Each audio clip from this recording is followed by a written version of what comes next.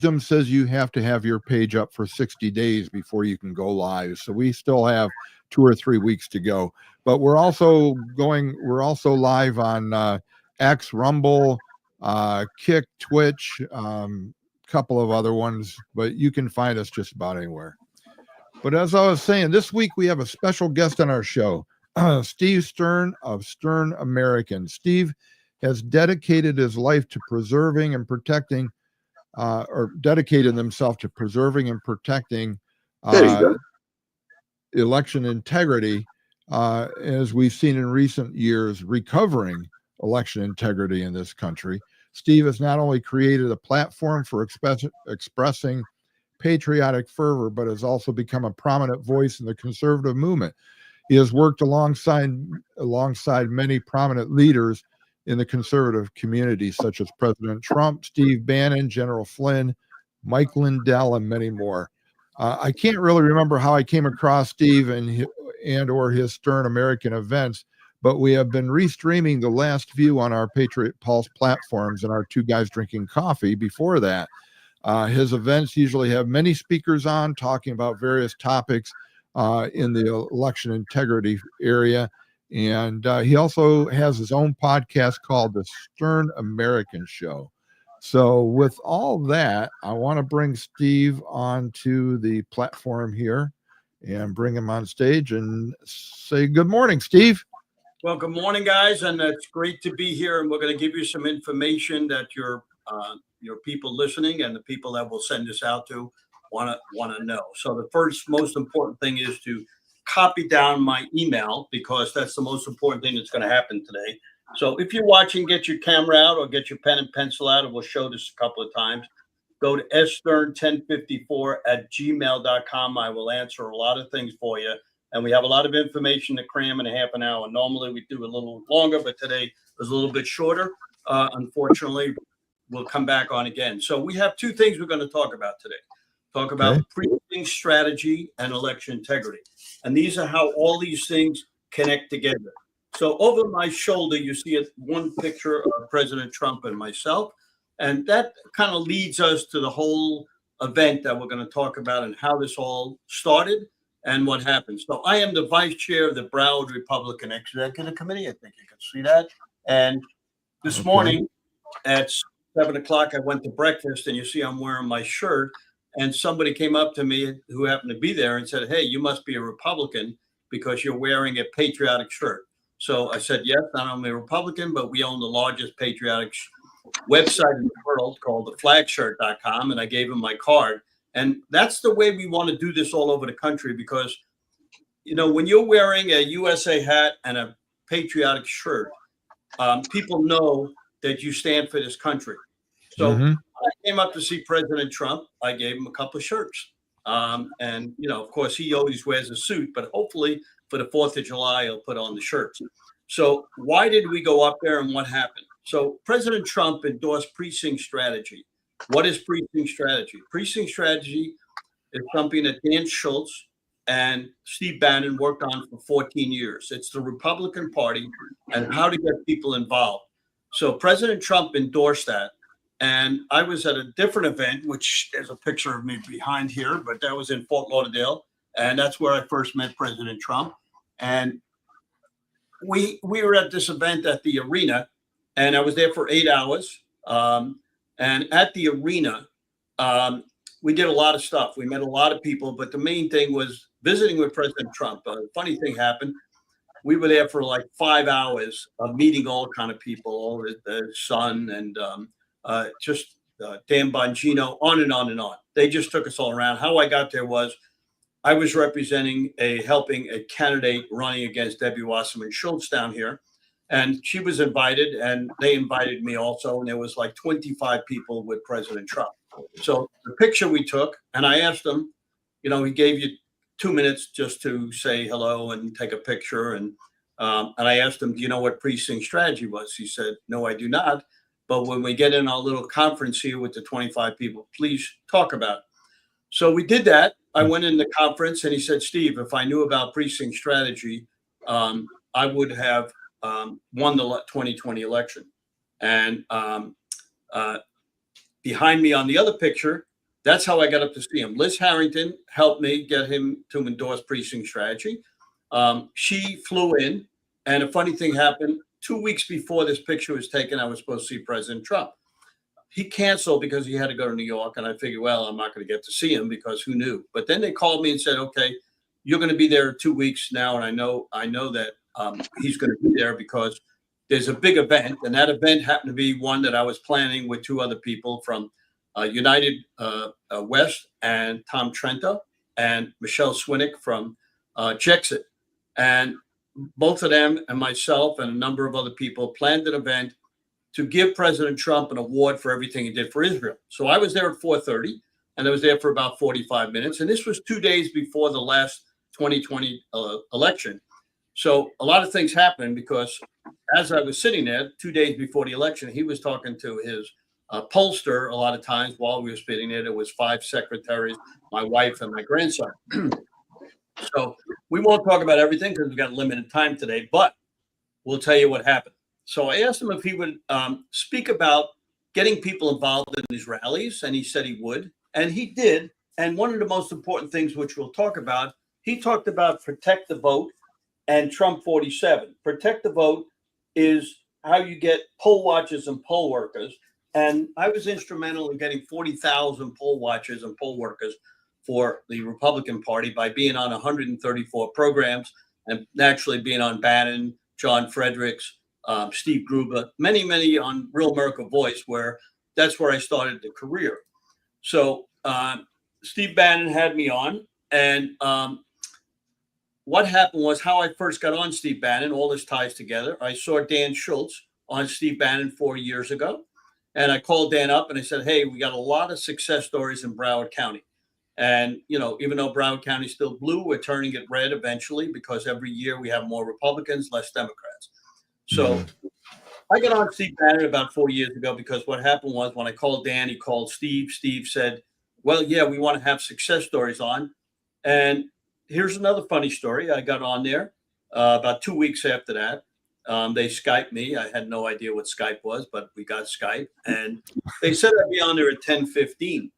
Well, I got up at 3 o'clock in the morning and I'm sketching all this stuff because, when you get onto your first program, which even though I did speaking engagements for my fraternity and a lot of other stuff, you're still getting on TV in front of 1 million people. Who knows how many were on there? So you certainly don't want to mess up. And so I got up there at 3 o'clock in the morning. I don't know why I got up at 3, but I got a piece of paper, started writing down notes because I guess while I was sleeping, all these things were in my head. And they told me I'd have about 10 minutes. So I get on there. But by the way, I never went back to sleep because I thought I could fall back asleep, but my head kept turning because I had a lot to say. So 10:15 comes on, they get me on, and I said, okay, I'm ready to go. And they said, Steve, we got a little problem. We're going to have to get you on in about a half an hour, but we're going to keep you on because we may sneak you in when we have this 10 minutes for you. Well, anyway, I'm sitting there for half an hour, and they keep texting me, okay, it's going to be another 15 minutes. They were using me as a filler. Okay. So now it's 10:15, 10:30, 11, 11:15, 11:30. I already lost 5 pounds of sweat, and I had no idea what I was going to say because of everything. So anyway, I get on 11:45, 11:46, and I talk. I had no idea what I was saying because at that point I was just talking. I had no, thoughts in my head. So we did that show, and about the next day I get a text from Cameron, the producer, sending me a little clip and said, thank you very much. You did a great job, and we'll probably have you on again. Well, the good news was I watched the clip. I could have done better, but it was good.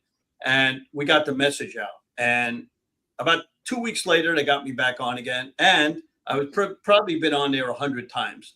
And it's so important to get on that program because Steve has a great audience.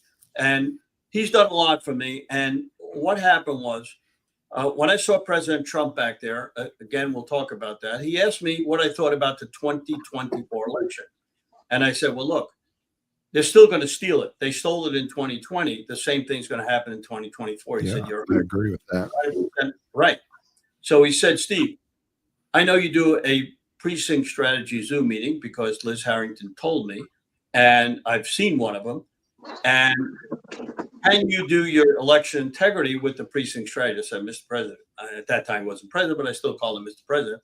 I said, well, I'm not an expert on election integrity, but I bring all the people together. So about 5 weeks later, I started doing the election integrity, and we had about 500 people on our Zoom meeting, and we're running it for a year and a half. And about a year and a half later, about 8 months ago, I got on Steve Bannon in the morning of our election integrity call, and I did a little different thing. I put my email on the bottom of the screen because I'm an old school guy and everybody laughs because I bring up signs, and nobody really does that on shows today. But I do it because that's how you get your information out. And people like that because it breaks up the monotony of somebody, sitting there talking. So he says to me, which changed our whole election security thing. He says, Steve, we're going to do you something big. We're going to put this on the War Room and on Getter. Well, he did that. And the next day, Maureen Bannon texted me and said, hey, you had 48,000 people on. I said, wow, that's unbelievable. So as an 83-year-old guy, you got to learn something every day. And of course, everybody says, Steve, you got the most energy of anybody because when you talk, you never stop. So I'm going to just take a little breath because a funny thing happened to me is, well, one of the times I was on Steve Bannon, I put my phone number up there also, which you can see on the bottom, 954-318-6902. And a funny story happened. A lady called me and she said, Steve, go home and get some oxygen because when you don't breathe. And it's funny because she's right. So a lot of my assistants always put up signs here, take a deep breath, slow down, you talk too fast. But let's go back here to President Trump. So when we did our election security thing and we had it live, I started getting, after Bannon, podcasters together like yourself. And we run 184 podcasters. Now, they don't all do it every time because it interferes with some of the programs because we do this at 2:00 Eastern time, either on Wednesday or Thursday. I do it with Raj Diajami, Defend Florida. So because he produces it with me, we use his Zoom and we use our StreamYard. And how we do it is we run 9 computers here in our office. We have a 60,000 foot building, 2 studios. I'm in one, and we have another studio where we do our election security thing. So we run this all over, and we get it through Patriot TV. We run it through Rumble. We run it through Twitter. We run it through CloudHub, Lindell TV, Stern American. And I want to talk about Stern American after we talk about that. We are on radio. We just picked up OBBM Network. Many, many people are starting to help us. And the reason is, the last one we had 8 million people on. Well, people say I was on Steve Gruber saying we had, at that point, maybe a few months ago, 6 million people. He said, well, Steve, how can you show me that you had that? So I sent them a note of all the people that were telling us how many they had on. And then he come back to me and said, Steve, you're a genius. I said, no, just people are helping us. And we would like people to go to Stern American. And if you go to Stern American Twitter, follow me because it's so important. Everything's up there. One of my girls just brought into me. She posted a video, and we had 1,000 things. Now, as you scroll down there, you scroll down all the way to the bottom. If you go to Stern American and you scroll all the way down to all the different sections, you go to Rumble right there. If you hit Rumble, and if you could hit Rumble and it comes up live, you'll see all the stuff we're doing. Scroll up a little bit. And you could see on our last one, I think we had 27,000 people. So you could see all the stuff we do and all the past election security calls, of which Stern American had as high as 72,000 people on it. So we're building that up because what happens is, even though we're on Zoom, we get a lot of people and that, forget about to come to Zoom, but they can always go to Stern American to watch. So as you see, we built this terrific up. And on the last election security call, it was for Tina Peters. Now, I want to read something because all these things are interwoven. And for Tina Peters, a lot of people don't know who she is, but and we bring this to her attention. And Steve Stern spent probably 20 days before this election security call, texting people, emailing people. It all paid off because the night before last, President Trump posted this on Truth Social. Radical left Colorado Attorney General Phil Weiser ignores illegals committing violent crimes like rape and murder in his state of Colorado. Jailed Tina Peters, a 69-year-old Gold Star mother who worked to expose and document Democratic election fraud. Tina is an innocent political prisoner being horribly and unjustly punished in the form of cruel and unjust punishment. This is I saw that actual post. Yeah. Right. This is a communist persecution by the radical left Democrats to cover up their election crimes and misdeeds in 2020. The same Democratic Party that flies to El Salvador to try to free MS-13 terrorists is cruelly imprisoning, perhaps for life, a grandmother whose brave and heroic son gave his life for America. Colorado must end the unjust incarceration of an innocent American. I am hereby directing the Department of Justice to take necessary action to help secure and release of the hostage being held in Colorado prison by the Democrats for political reasons. Free Tina Peters now. Now, on our last election call a couple of weeks ago, we had Tina Peters on live for 9 minutes. I saw that. See that on our Start America. And on this one coming up on the 14th, which is next Wednesday, Mark Cook for 30 minutes will have a town hall with people who know Tina, and she's a great American mom. Now you say, hey, Steve, why are you spending all this time? Well, I believe that somebody's got to step up. And a very great thing happened last night, and you're the first show that I'm on to talk about it.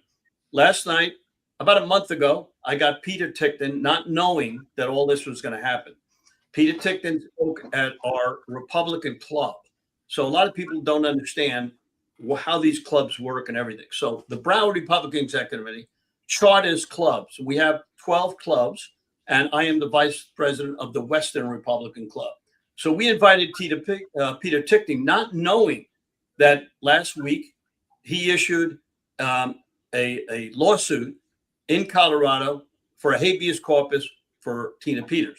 Now that was rejected, and he has to refile because there was two things on there.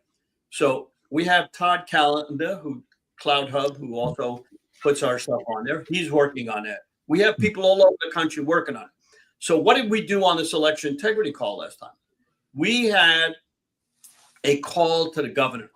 So we want everybody, and I'm going to put this up, to call, and we have over 100,000 people have called already. During the call, thousands of people called the governor and asked for a pardon. So call Governor Jared Polis at 303, I'll put this up close, 866-2471. And you can see that. I want to hold that up for a second. So we want everybody to keep calling. Now, if we get the country to call, he's going to understand. And what's important is Jared Polis is going to probably run for president on the Democratic ticket. So his name, the more people that call, the more he's going to understand how this is working. And there's more fraud in Colorado than any place probably in the country.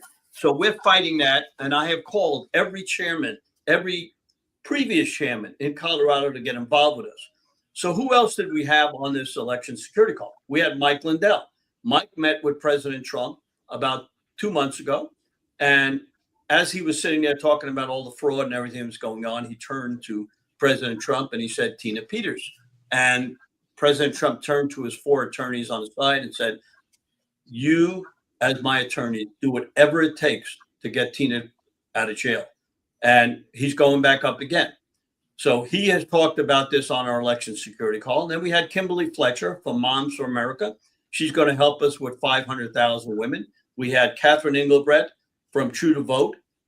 She talked about election security. We just put her video up on X. We got 1,000 people that are reposting it, and it's unbelievable. Then we had Dr. Doug Frank. Doug Frank goes around the country talking about the voter rolls. And it's funny that Peter Tickton talked about that yesterday. Peter Tickton, just to know who, so everybody knows who he is. He's an attorney in Broward County and how all these things tie together. He went to school with President Trump when he was 16 years old. So he is a boyhood friend of President Trump. He did a book on President Trump saying what makes Trump tick. He also talked about last night for 30 minutes about the voter rolls and 15, 20 minutes on the J6ers. So we have a lot of information that he talked about. I won't go over it today because we want to talk more about our election security thing. So we also had Greg Stenstrom on. Greg Stenstrom is on almost every time because he talks about all the lawsuits in Pennsylvania, and he has a lawsuit for fraud at the Supreme Court right now, which we hope he's going to hear. Then we had Matt Meck on. Mac and I work together, and he's one of the instrumental guys on Tina Peters having an 8-hour program with many people about 3 months ago for Tina. And we always have Linda Nichols on. She is fightvoterfraud.org, and she now has her own program on OBBM Network. And I was instrumental while Steve Bannon was in jail to have her on his program many times.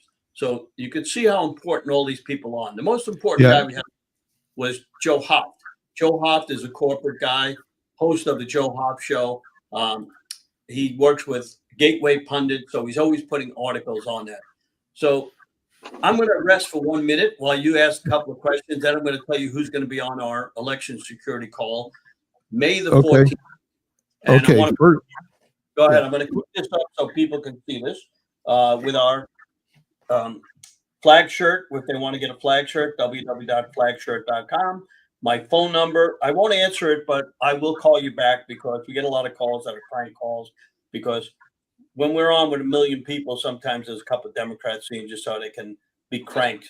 And my email. So go ahead. Give me a couple of questions. Yeah, well, I just wanted to make a comment that the last 2 or 3 of your election integrity calls we have restreamed on our platforms, and we intend to restream the one on the 14th as well. So that's going to go out to our Facebook, X, Rumble, Twitch, D Live, a few other platforms live as a restream. So we join you in this election integrity fight, Steve, and which is the reason why we wanted to get you on here. But the one question I had, and I'll give Fred a chance in a minute if he has one as well. But would you say what the precinct strategy from Dan Schultz and what you championed was responsible for what the Trump campaign did in 2024, which they called Trump Force 47, which Fred, his wife, Tanya, and myself, among many others in McKean County, Pennsylvania, were part of that organization, part of that effort where we were out knocking on doors, calling people, so on and so forth. But that Trump Force 47 was nationwide. I have never seen a more organized effort to get right down to the grassroots, to, as this indicates, to the precinct level. So it was was what the precinct strategy a precursor or responsible for the Trump Force 47? So here's how everything worked. We will tell you how the election was won, but the down ballots were lost in many cases. So let's talk about it. Remember what Trump said, too big to rig. Well, number one, there was no doubt in our minds that Trump was going to win for many reasons. But the reason that he won without the fraud as much as it happened was very simple.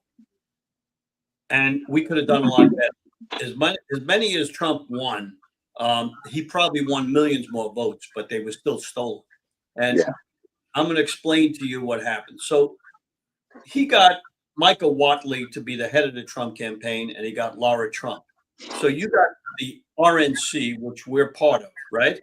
However, the communication between the RNC and the grassroots is not good.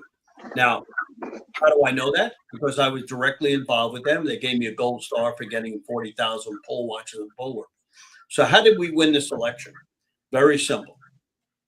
Charlie Kirk worked with the young people. President Trump got on podcasts like yours and everybody else's to get to the young people. The young people turned the election. That was one way. Two, the country was in dire shape. Let's face it. People realized in their towns that crime was ridiculous. The main thing I think that two things that people voted for. One was getting guys out of women's locker room. And as of today, and a couple of days ago, we had a text from one of the guys that was going to give me 300,000 people that are Democrats that could turn Republican. So that's one thing. And that helped because they went and they sent out a text to many people in Pennsylvania, where you are, saying, do you want to see men in women's locker room? Well, they had 23% return. Normally, when you send out text, you get about 2 or 3%. Right. So they knew right away that these people were going to vote Republican. So let's take all these different ways. The other way, which was the most important, which people don't understand, is that while I was working with the RNC, the communication was very tough. And I had to go through many people, Trump people that I know, secretaries, everybody, to get a little communication. They did not use any of our election integrity people, which really meant that the down ballots were lost. And we lost 4 in Orange County, California, 2 in other parts of California, 2 in Pennsylvania, 2 in New York, and other places where we could have won, but the fraud was bad in a lot of these places. And the fraud was bad even in Florida, in Pinellas Park, where Peter Tickton is representing a guy who in Pinellas Park ran for Department of Election. And there was 189,000 ballots sent out on a Sunday that nobody requested. In Palm Beach, which is right by me, Jeff Bongiorno has a big lawsuit against the Department of Election showing that there was a lot of fraud in Palm Beach. So even in Florida, there was fraud. So now let's go back to what happened. We had 200,000 poll watchers and poll workers working this time rather against 100,000 the last time. Big difference. But I would say the most important thing was before the RNC, when the last election in 2020, you remember everybody said, oh, there's fraud. And they brought in lawsuits, which never got heard. There was nobody had standing. Can you imagine that nobody in the United States had standing? That's the most ridiculous thing in the world. We all know that it was stolen. And on this election, what happened was they hired 6,000 attorneys. They also made sure that you couldn't bring in many states ballots after election day. Even though in California, that's how we lost the seats in Orange County. Because what happened was on election day, we were up 10,000 plus in Orange County, which is a Republican area. The following week, we were up 5,000. The following week, we were tied. The following week, we lost all those things. Well, how do you bring in ballots 3 weeks after the election to count? That's the most ridiculous thing in the world. So you could see all these things happen. And I know we only have a few minutes left, but I want to read something because my birthday's coming up. I'm going to be 84, May 20th. And you could see this particular envelope. On my 81st birthday, you see that little rip? When I came home on May 20th of my birthday, this letter was in my box. And my wife never opens my mail, but she thought it was advertising. So she ripped the envelope. Now, God came down and did not destroy this wonderful letter that I got from President Trump. And I want to show you and read this because people ask me why they do this. Well, this is a great thing. I don't do this for money. I don't do this for glory. I do this to save the country for my grandchildren. I want to read this before we get off. And it says, Dear Steve, we join your family and friends in wishing you a happy 81st birthday. Our nation is strong because of hardworking patriots like you who believe in and defend the great American ideals of faith, family, community, and country first. Your commitment to excellence and dedication to exemplifying the American dream through ingenuity, hard work, and principled leadership is the foundation of your tremendous success and demonstrates the proud spirit of family-owned and operated business. As you celebrate this special day, we hope your heart is filled with joy, knowing you have experienced our country's greatest blessings, freedom, and the affection of your loved ones. Melanie and I send our very best wishes for your continued health, happiness, success. Happy birthday, and may God bless you and your family, Donald Trump. Now, this is a great thing because probably I was going to retire. But when I got that letter, I got a lot of energy. Not that I don't have energy, but that even spurred me on. Here, the former president that sends you a beautiful letter like that. And, he saw me on Bannon one time probably, and Liz Harrington sent them the clip. And it's so nice to hear that. So what is happening now? You want to know this?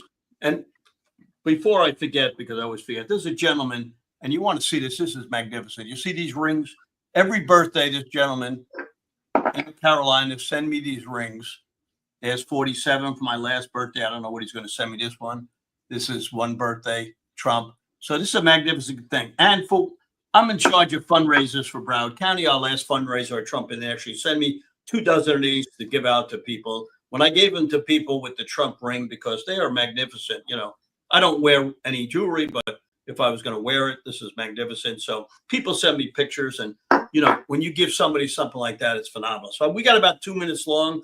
I always end up with action. Any last minute questions? And I'm glad you had me on. We got a lot of information out. Again, very important. Let's just review Stern American. If you want to come on and you want to see it live, you can go there on the 14th, 2:00 Eastern time. This is going to be we're going to try to get 10 million people on it. You can go to stern54@gmail.com, which we hope we put at the bottom of the screen. You can get a flag shirt where we've got a couple of new items. This happened about a month ago. We got these socks and we advertised it. Unbelievable how the sales of this. Our number one item for ladies is a little shawl. So they loved it because, when they go any place, they wear a little shawl, and it's unbelievable how many you're selling the thing. So I'm in business 71 years. You don't find too many people in with that. We have great stories. I could probably be on for 4 hours telling stories. We also want to invite everybody to Flag Day, June 14th. Wow. We do this every year. We go on for like anywhere from 4 to 9 hours, depending on, how much energy we have. And we have top people in the country. We just did our first interview yesterday. We unveiled the largest flag in the world, U.S. flag. Happened 4 years ago in South Dakota. You'll see the Star Spangled Banner. It's unbelievable what we do. And this is just letting everybody know we start advertising now so people come on. So go ahead. I got about 2 minutes and we'll call it a day. Fred, I'll give you a chance since I spoke up the last time. Oh, all I was going to say was I think we need to be more aggressive in this next election, because even Chuck Schumer came out and said that he's aware of our door-to-door tactic we used, and they're planning on using the same thing. So we need to be even more aggressive this time. Well, I want to say that that's baloney, because the Democrats always go door to door, just like the Republicans. They got the same, but they don't have a platform. What are they going to tell you? They're going to get people to work? No. They're going to let people come in the country to steal your jobs. They're going to put back the people that, all this money that we lost. No, what it is. But I agree with you. The Republicans have fallen asleep. President Trump's doing everything. Hey, we don't have to do anything. We are going to lose the 2026 election unless we get the people to work. So I'm going to say next week I'm going on TV for our election security call, and we're talking about this to start to get people involved. And I don't think, everybody's asleep, but a lot of people are, because I speak to people around the country and they say, hey, we're taking a rest because we worked so hard on the last election to get President Trump. You can't rest because here's what's going to happen. There's a lot of people that are congressmen that are not going to run anymore. They've had it. You know what I'm saying? And they know they're going to lose. And we got Senate races. We got everything going on. So it's about time to get everybody on there. So I want to wish everybody a great week. And like I said, action. Let's get involved, and we'll get on another time. Unfortunately, I got to run this time, but thank you so much for having me on. Once we get the clip, we'll send this out to 26,000 people. We'll post this everywhere for you guys. And we're going to have yournews.com on our, we try to get one podcaster or somebody helping us on every call, because we share that with everybody. Yournews.com, Sam Anthony. He's a fantastic guy.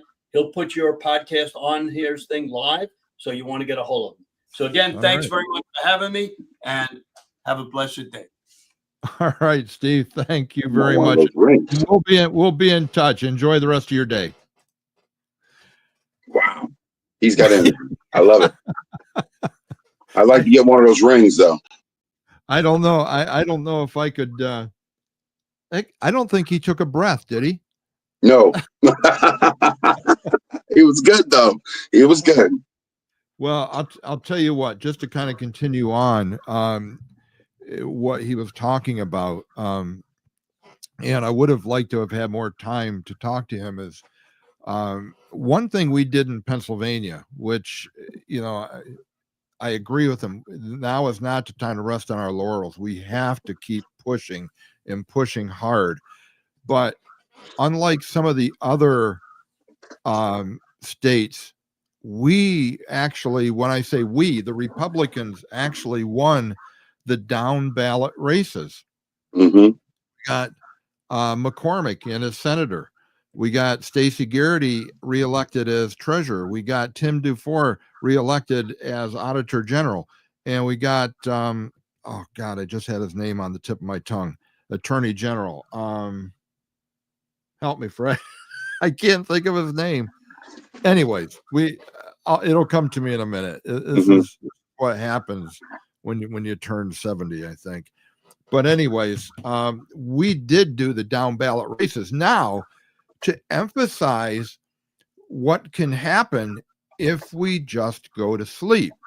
There was a special election in Lancaster County not too long ago. I can't remember the exact date of it.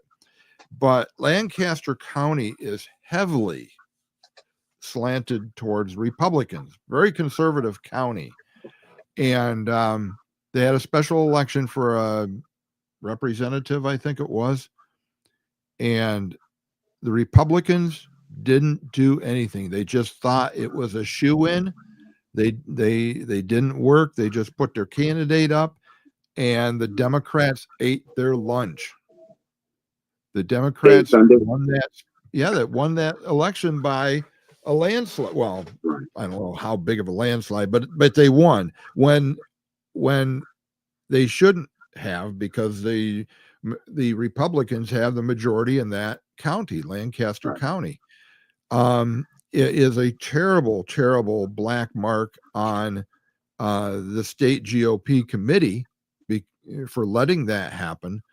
And I think it's just an example of what happens, or what can happen, if we take our foot off the gas, even for a moment.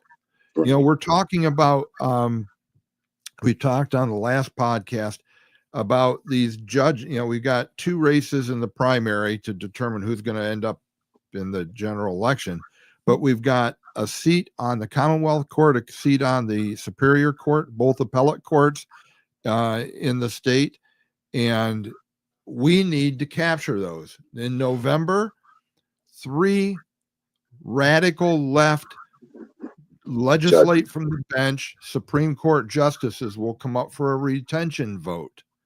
We have the opportunity to kick these leftist judges out of the Supreme Court, and in the following year there'll be an election to replace those 3. Right. So we have a chance to put 3 conservative judges in their place. And at that time, it's 5-2 right now, 5 Democrats, 2 Republicans. If we capture all 3 of those seats and put Republicans in there, it'll flip it.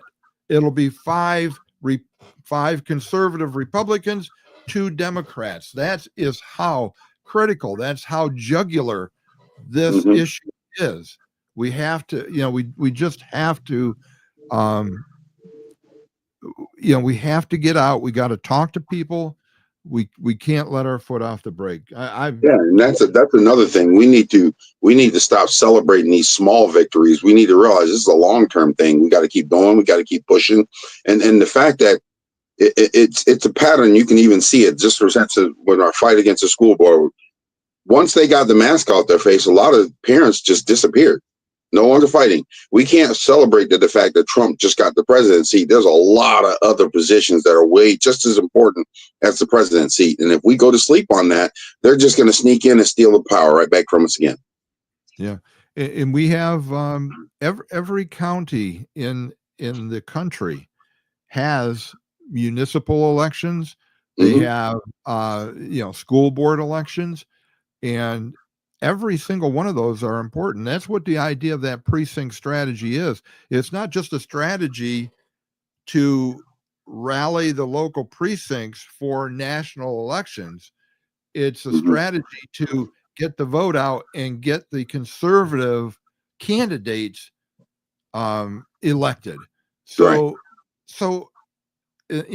from a Bradford area school board point of view, it's every bit as important for us to get conservatives on that school board as it is to get state people elected or national people elected, because those people that if we get conservatives on that school board, when it comes up to putting pornography in your middle school libraries or elementary school libraries, these conservative school board members can say, no, you're not going to do that.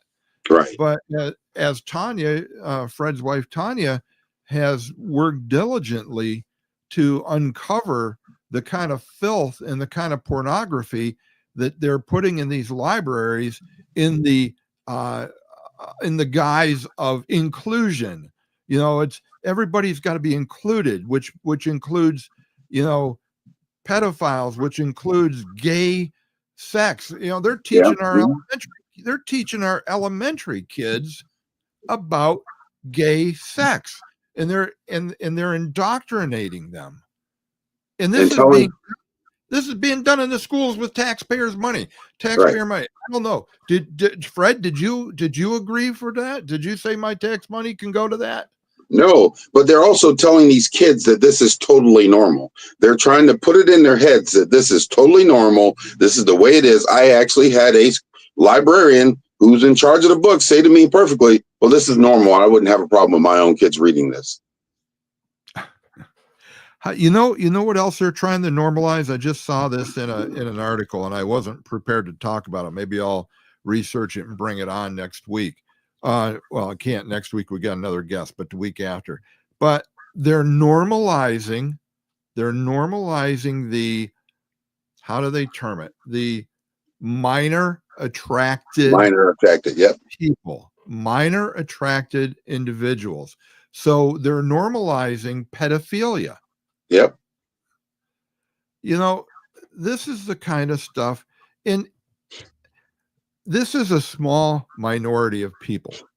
But the thing is, they get the publicity, they get the media, the mainstream media attention, they get the word out, where conservatives, we don't do as good a job of combating their narrative, whether it's talking about pornography in school libraries, or, you know, the minor attracted individuals that they're trying to normalize. Let me just see what we got here on a lot of comments.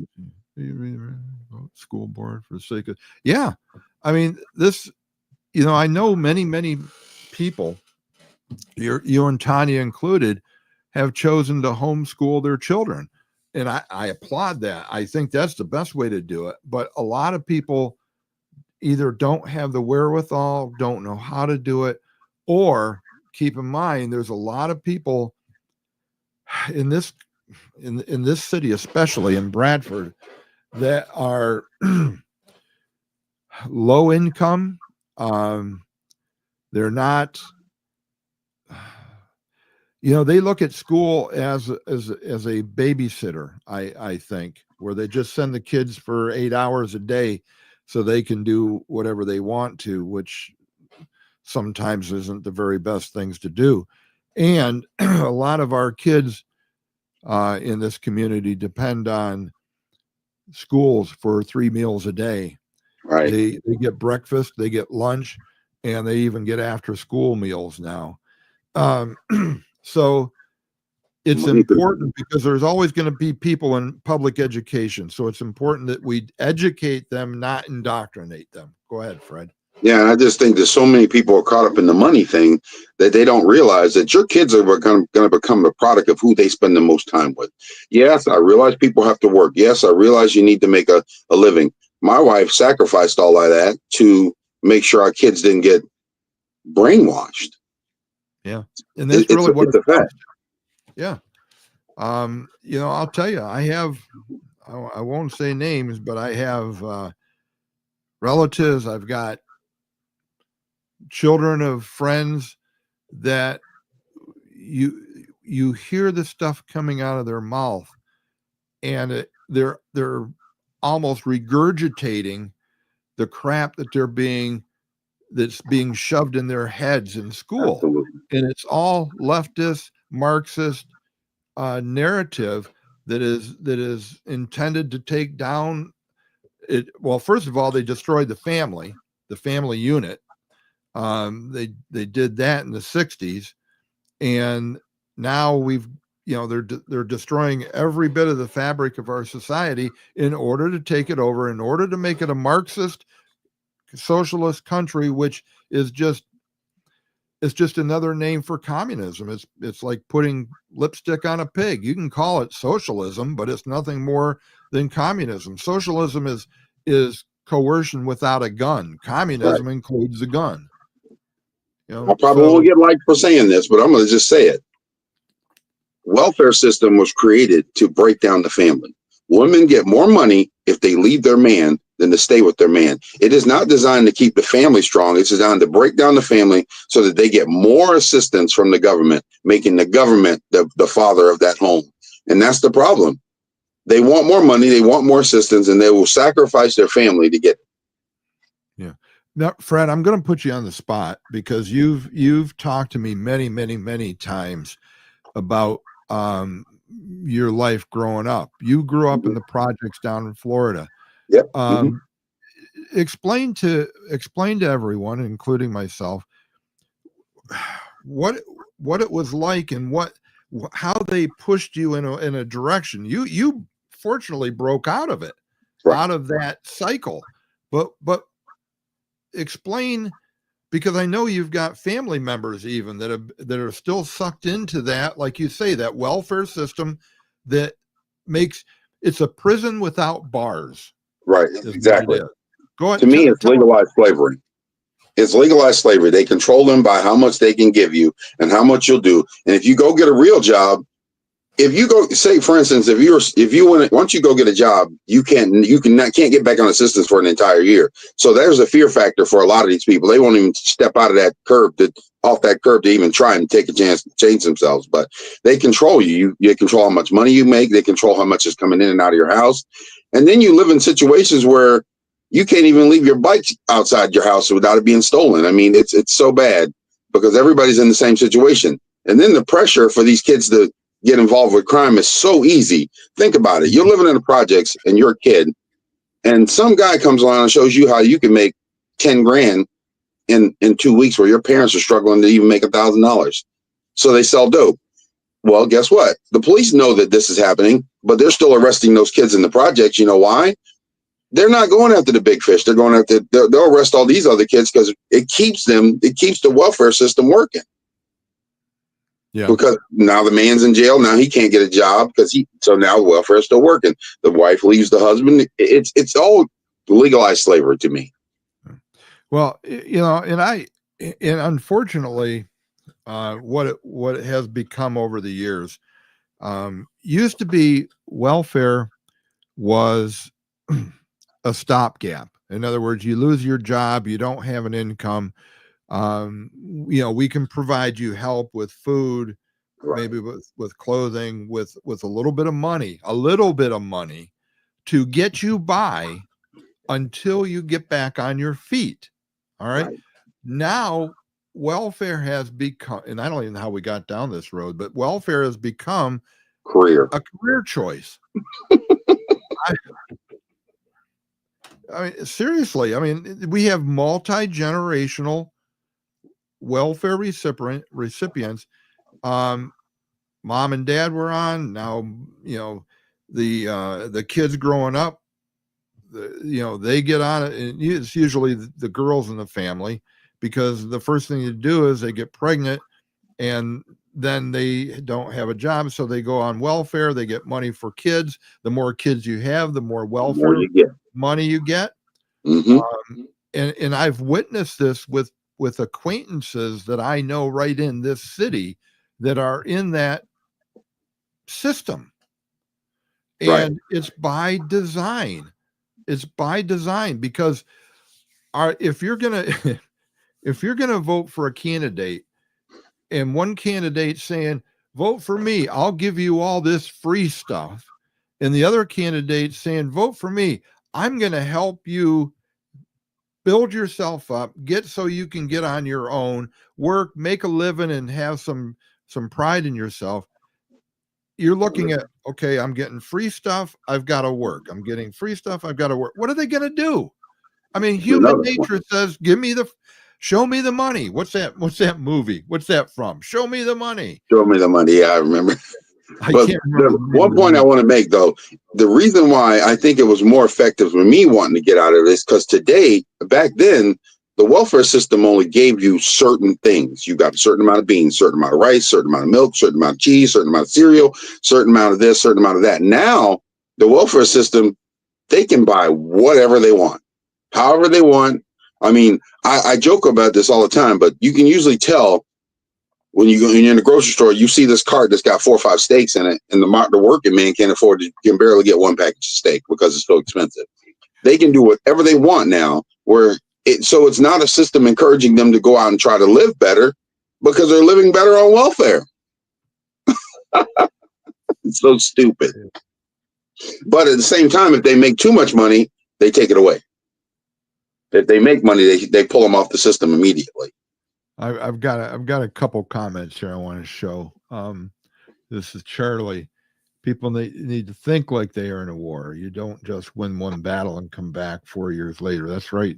Absolutely right, Charlie. Right. And then I think Tom echoed that. Back when I carried mail, we were already into fourth and fifth generation. Yeah. 35 years ago. When did the welfare system start? Basically,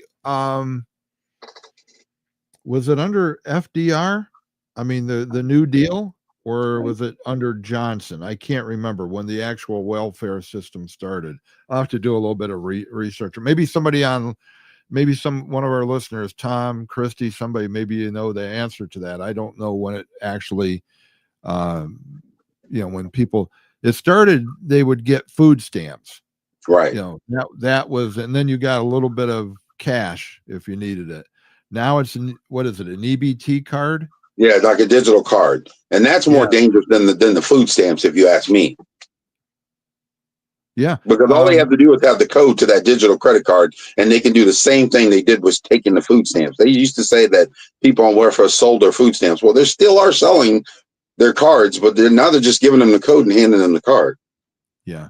And unfortunately, they know how to play the system. I think that's the other downfall to this is, we think that they don't really know a lot, or they're just, they're getting stuff for free.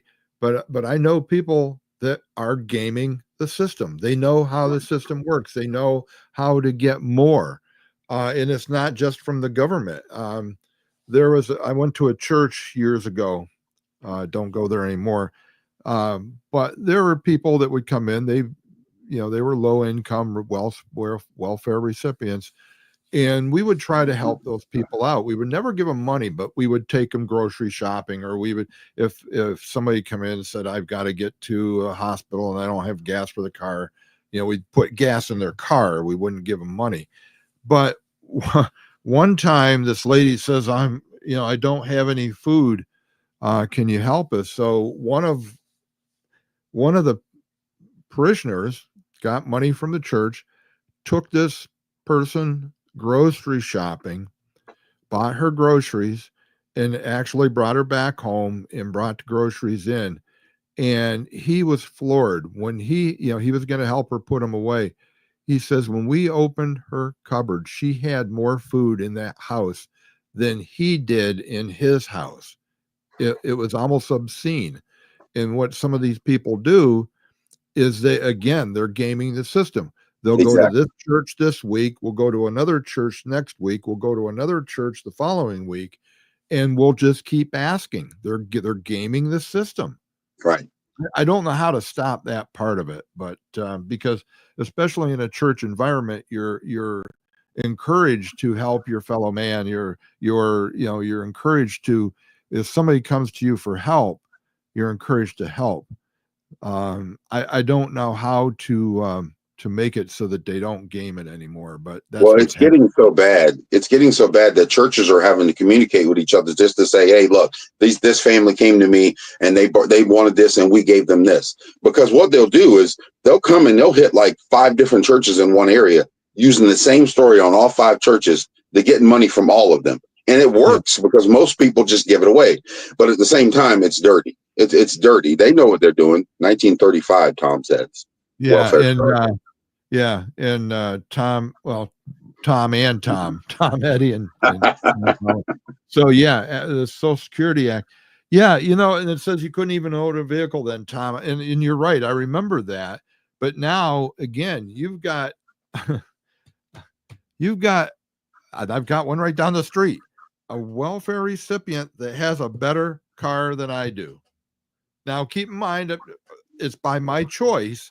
I run my cars till the wheels fall off. Okay. My last car was 15 years old. The engine finally died, and I had to say goodbye to it. I had a little funeral for it. I was going to shoot the engine, but I didn't.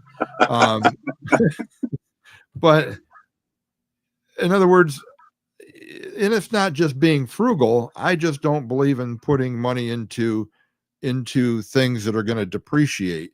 But it's just a point. Tom says when they first started, they couldn't own a vehicle. Now they get really nice cars. They say, well, what do you need a car for? Oh, I got to take the kids to school, or I got to pick them up, or I got to go to the doctor.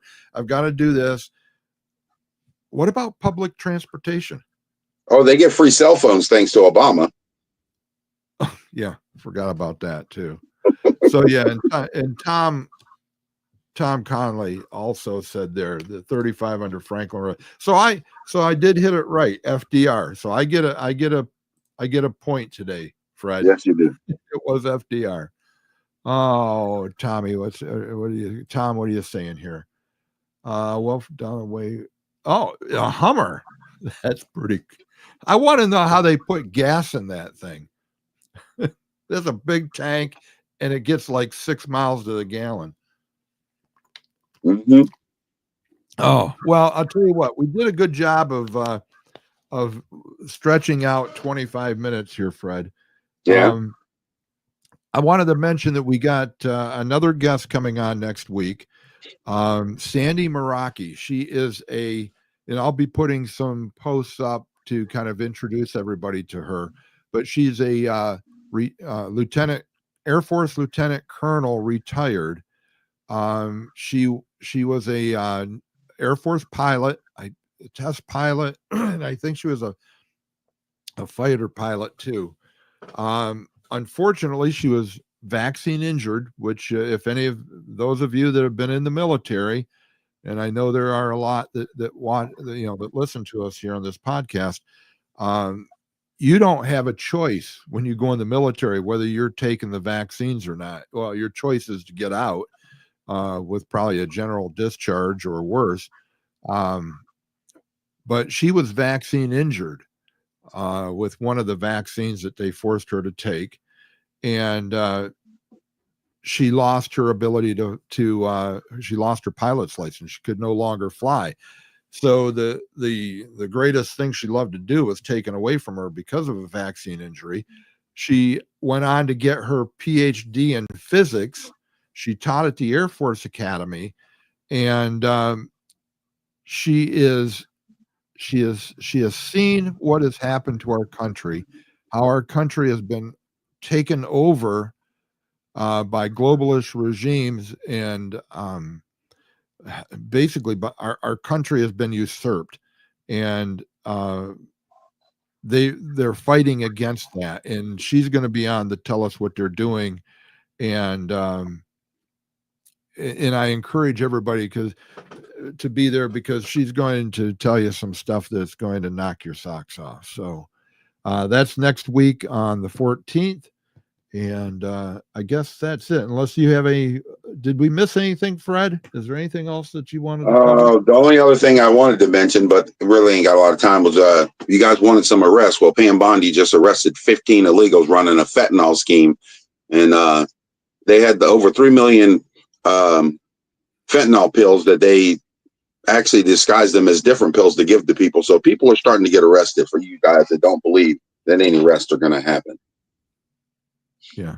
So you know what was interesting about that interview? I watched part of it anyway, where Pam Bondi was talking about that. The ringleaders, the cartel leaders that are in this country illegally, but they're running these cartels. The cartel leaders were actually living in Salem, Oregon, and their whole drug operation was down in Arizona and New Mexico and those areas. So Right. they were running it from this comfortable, place up in the Pacific Northwest, not even getting their hands dirty, and the whole operation was down south in the southern So they don't states. get touched. Well, not only that, but it's where all the fentanyl is coming across the southern border, and fortunately, I think Trump's doing a good job of stopping a lot of that, but it's still getting in. It's Mhm. still getting, but at least they're making headway on it. But they got to get these illegal aliens, these cartel Mhm. leaders, criminals, the heck out of our country. True. And it's the liberal judges, it's the liberal politicians that are trying to stop Trump from doing it. That's why we got to get these people out of office. We gotta have ways to get these far left, radical leftist judges off the benches. That's the only way we're going to have a chance to save our country. So, speaking of saving our country, we always end this podcast with a prayer. And since Fred's been promoted to vice president of prayer, Fred, I'm going to ask you to close us out in prayer this morning, if you will, my friend. Oh yeah. I'll read our famous scripture from the two guys. Second Chronicles 7:14. If my people who are called by my name would humble themselves and pray and seek my face and turn from their wicked ways, then I will hear from heaven and I will forgive their sins and heal their land. I think that's where it all begins, people. We need to realize who we're doing this for. I ask, Lord, that you would bless all the viewers and the people who listen to this, that it would go to heart, that people would not just hear this information we're talking about and just brush it away and realize that we got a bigger cause to deal for, the Great Commission. I want to see as many people as I can know to get saved, and other than trying to predict the end of the world. But at the same time, Lord, I ask you to bless everyone who listened and everyone who watched this show, but give us a vision and give us strength. And I'll pray what I always pray, Lord, that you would bring the darkness to the light and the evil people out there would be exposed, that people would see the truth. In Jesus' name. Amen. All right. Thank you, Fred. Appreciate it. Hey, thanks everybody for joining us today. I didn't get a chance to shout everybody out like I usually try, but we had our friend Kelly and Diane and Christy and Tom and a bunch of you on here today. We appreciate all your comments on there. Harold was on. Appreciate you guys, and hope that you'll join us next week when we have Sandy Meraki on here. I promise you it's going to be an excellent episode. But for right now, wherever you are, wherever you're listening, we want you to just be blessed. Be a blessing to others. There you go. All right, Fred, I gotta get you more spontaneous. So we'll work on it. Jim and I were doing it for 4 years, so we'll give you a little slack for right now. So